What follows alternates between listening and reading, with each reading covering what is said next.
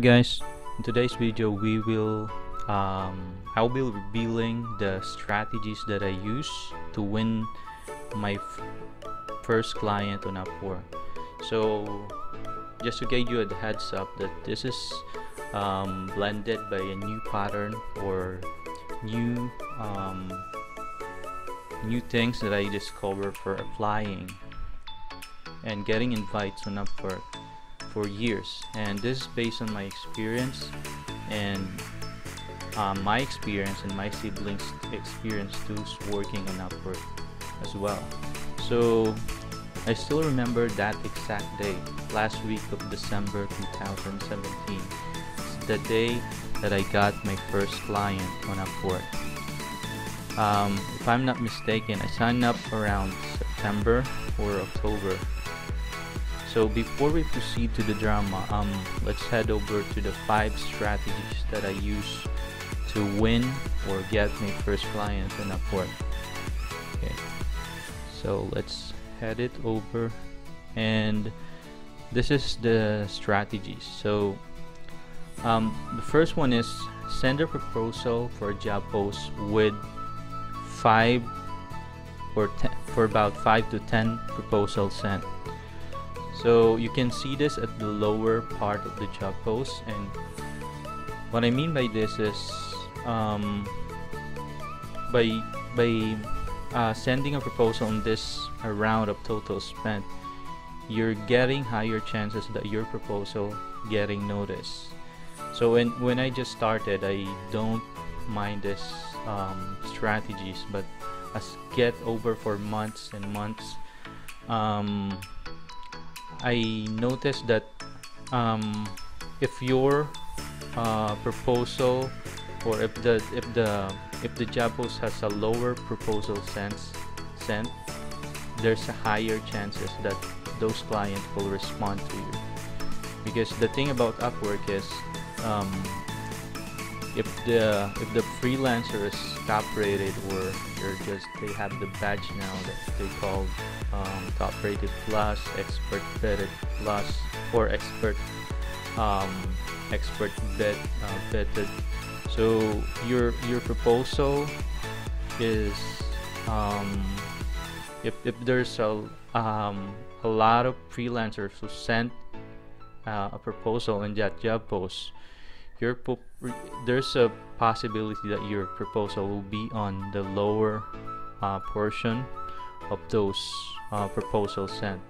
So which means those experts or those top rated they may be on the top on this one.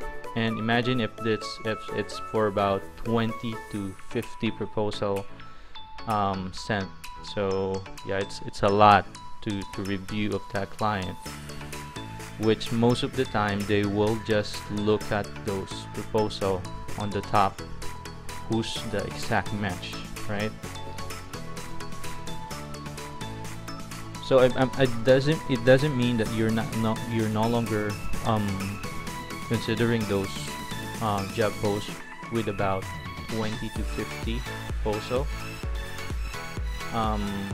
If you have the exact skills of that project, you can still consider that. But right now, I highly recommend to this one, especially Upwork. Right now, you're paying for Upwork now to send a proposal, which is connects. You need to pay for connects, and you need to maximize the usage of your connects, right? So I remember that first client that I got, it's the same strategy that I use. The proposal sent is for about 5 to 15.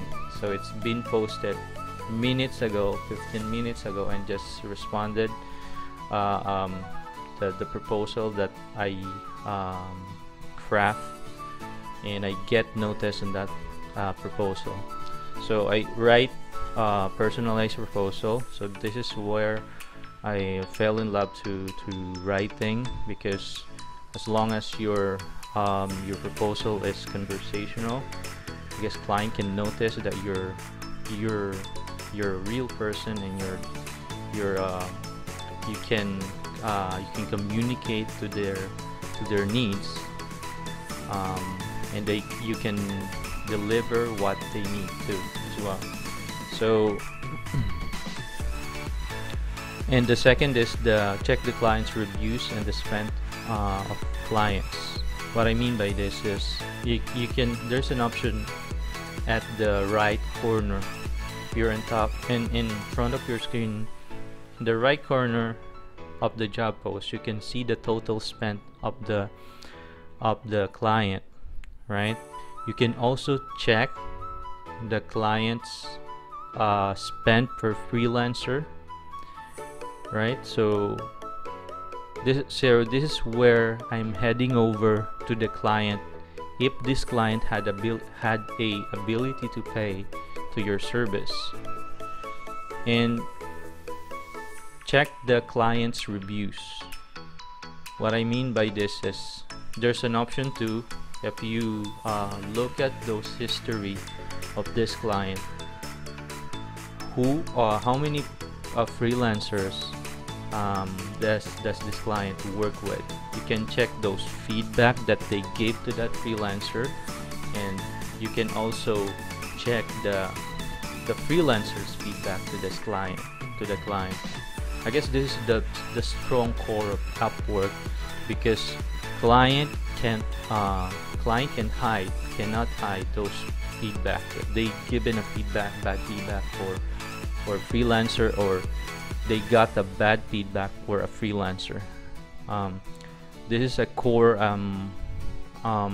strength of Upwork, which is you can spot if this client is a good client or a bad client. And I usually, if I'm applying, or if I'm searching for a job and I see a job post, it easily turns me off if a client had a bad review for about 3 to 5, right?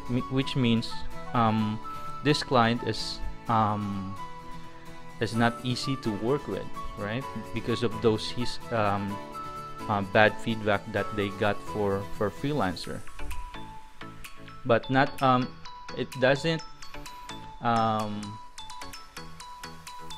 all the time. For example, if there's just for about 1 bad reviews for a freelancer, but if you saw for about 3 to 5 bad feedback of client, check those each, right? Read those carefully, because when you get hired for this client, you'll getting to this client's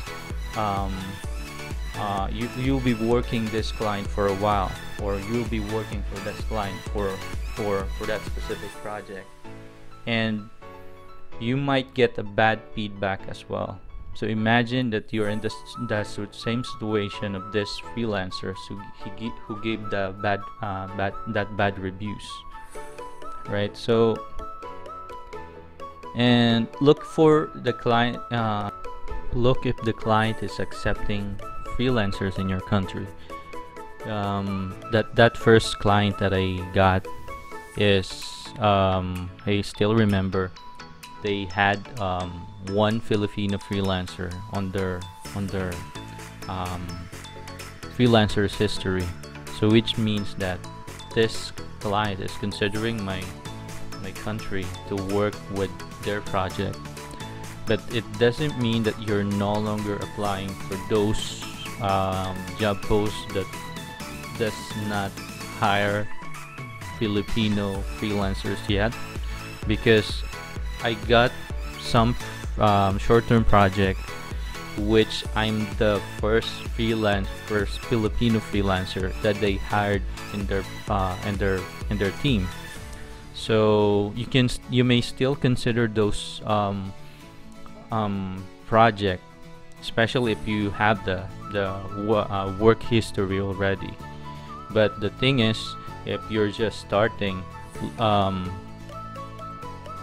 head over to those job posts with for about several, at least 1 or 2 freelancers is good enough for you to think about that this client is considering your country to work with their project. The third is make sure that you know all the tools in the job post. So like I said before, I studied Zendesk, watch all the videos how Zendesk work, because I don't know this tool yet.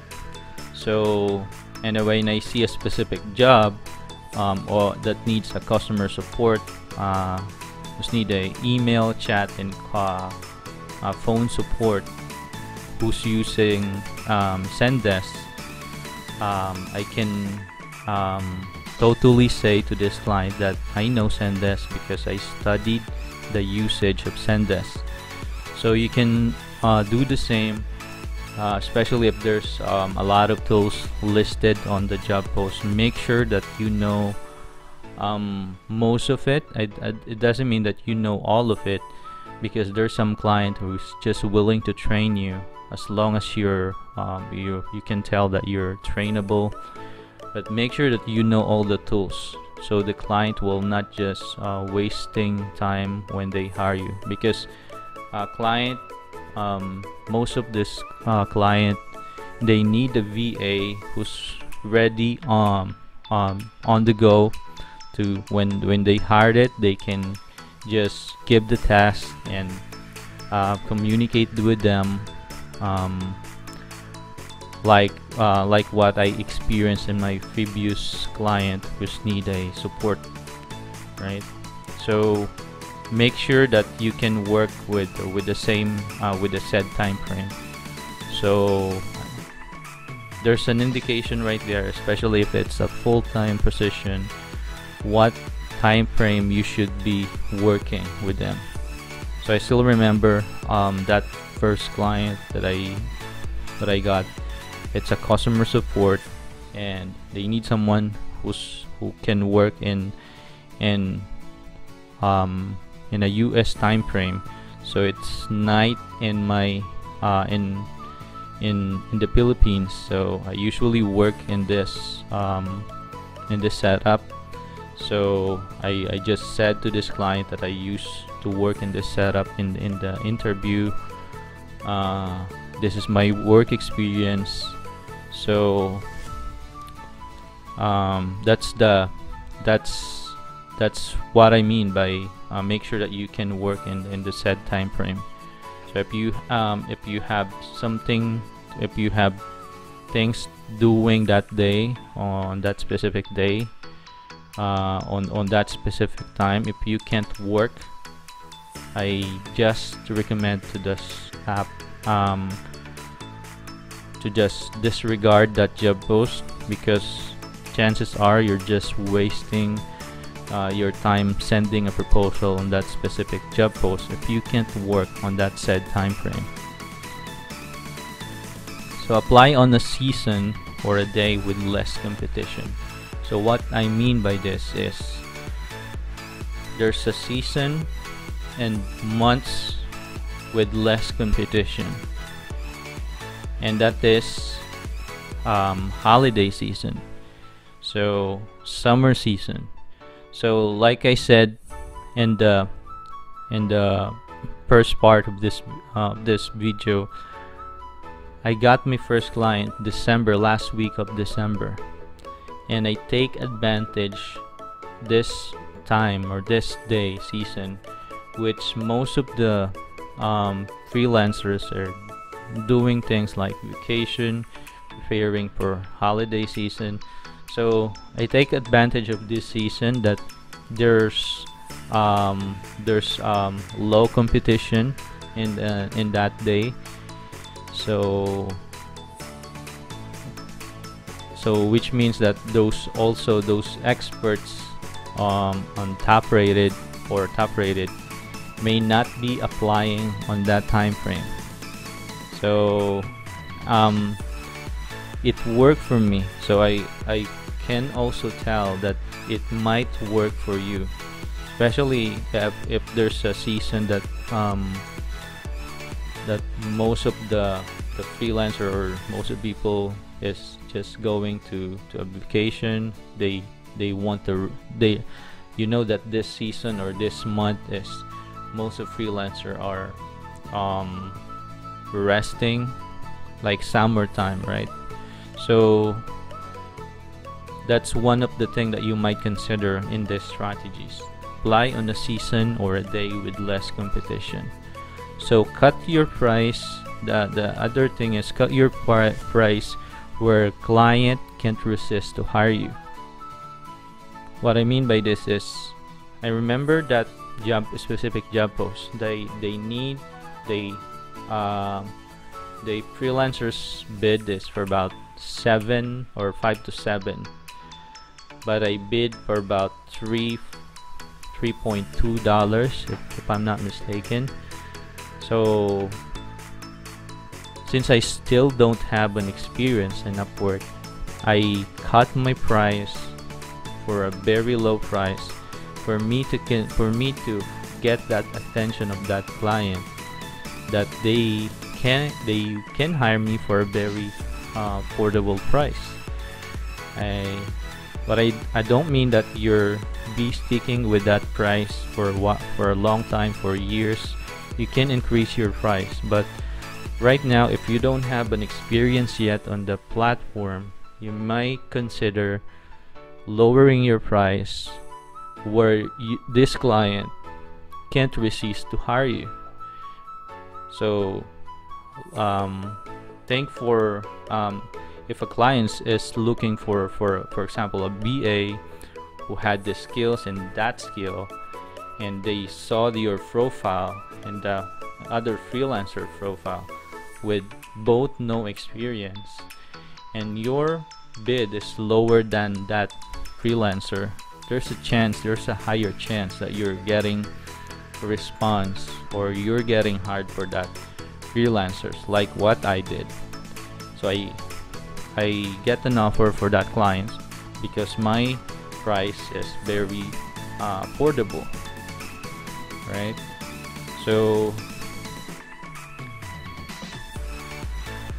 that's one of the things that you might consider.